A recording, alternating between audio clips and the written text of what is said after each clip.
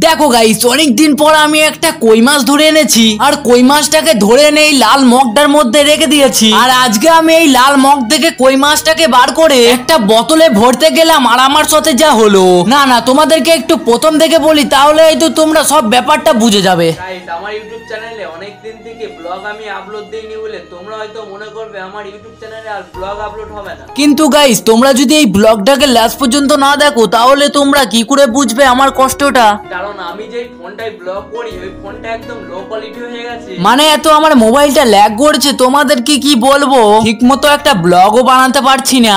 কিন্তু আমি আশা করি তোমাদের সামনে 2 দিন 4 দিন পর পর একটা করে লং ব্লগ আনবো। আর এই দেখো, তোমাদের সামনে তো আমি বেশিরভাগ কই মাছের ব্লগ নিয়ে আসি, আর তোমরা তো সবাই মাছের ব্লগ দেখতেই ভালোবাসো, তাই আর কি, তাই আবারও একটা কই মাছ ধরে আনলাম আমি। আর এখনকার মতো কই মাছটাকে বালতির মধ্যে রাখছি। আর এই বোতলটা নিয়ে আমি কি করব তোমরা হয়তো অনেকেই বুঝতে পারছো না।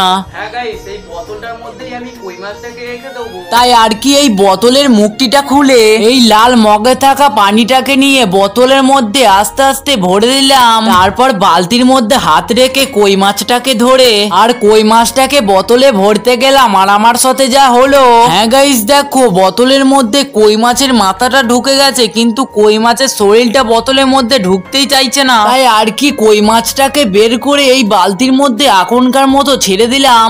আর ব্লগটা এতটা দেখার পর আশা করি তোমরা বুঝতে পেরেছো আমি আবারও মাছের ব্লগ নিয়ে আসছি। তার জন্য কি করতে হবে, ভিডিওটাকে একটা বড় করে লাইক করে দিও, তার সাথে কমেন্টে বলে দিও তোমার বাড়ি কোথায় আর তোমার নাম।